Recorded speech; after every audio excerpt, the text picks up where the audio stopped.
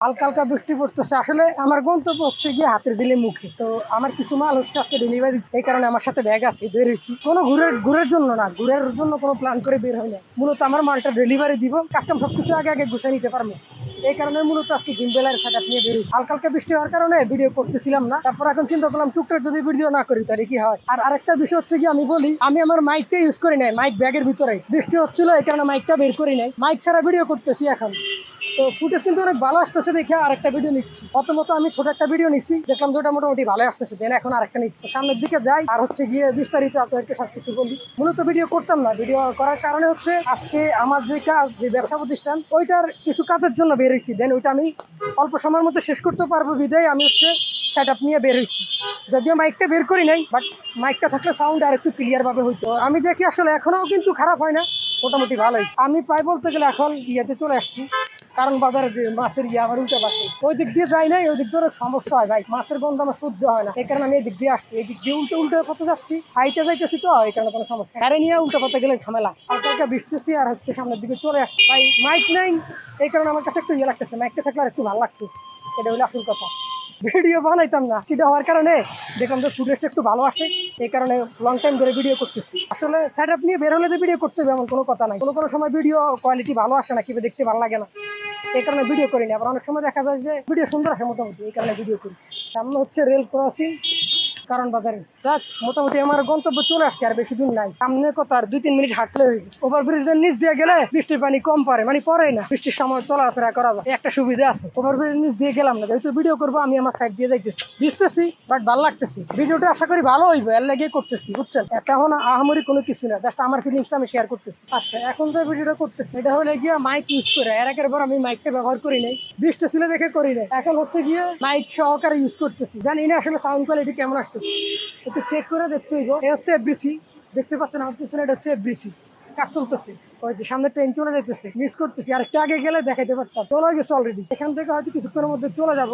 আমি হচ্ছে ভিডিওতে আপনাদেরকে দেখিয়ে দিব। হ্যাঁ, এখান থেকে বেরোয় আমি কোথায় যাই। আর বিশেষ করে বৃষ্টি হওয়ার কারণে একটু হাঁটা চলা একটু স্লো হয়ে গেছে। নর্মালি আমি বৃষ্টি না থাকলে খুব সুন্দরভাবে হাঁটতে পারি, বৃষ্টি হওয়ার কারণে পিছন দিয়ে কাদা উঠে অলরেডি আমার প্যান্টের মধ্যে ভরে গেছে। আগে বাংলা মোটর যাই, পরিবাগে যাবো, পরিবার থেকে আমি আমার অফিসের কাজ সেরে আবার বেরোয় বিস্তারিত আপনাকে বলবো। আসলে আমি এখানে আসার পরে বাংলা মোটর থেকে সবসময় বাসে করে যাতায়াত করি, কিন্তু আজকে আমার ভালো লাগতেছিল না, মানে বাসে চড়ার মন মানসিকতা আসতেছিল না। কিন্তু করলাম আমি কিন্তু পরিবাগে যাবো, বেশি দূরে না, কাছে। তো এই অল্প দূরে রাস্তা আমি হেঁটে চলে যাবো, আর বাসে উঠিনে তোমাদের সাথে গল্প করতে করতে চলে যাবো। আর হচ্ছে গিয়ে বিস্তারিত কিছু কথা বলবো। রাস্তার মধ্যে জ্যাম লাগলে আর বাসে উঠতে মন চায় না, এই কারণে মূলত উঠি না।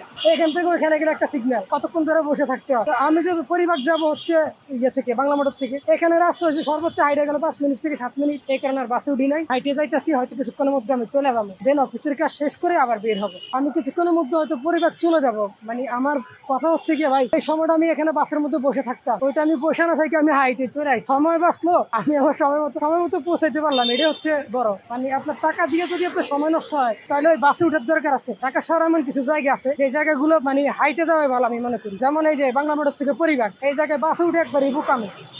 তো বিশেষ দরকার যদি হয় তাহলে উঠবেন। ধরেন আপনি কোনো অনুষ্ঠানে যাইবেন, আপনার পোশাক আশাক ভালো রাখতে হইবে, তাহলে যাইবেন, এমনিতেই উঠবেন না। কারণ এমনিতে উঠলে যদি আপনার কোনো কাজ না থাকে, উঠলে আপনার বসে থাকা লাগবে সিগন্যাল আমাদের 10 মিনিট, তো আপনি এখান থেকে এখানে আসতে লাগবে 8 মিনিট, 2 মিনিট লস না।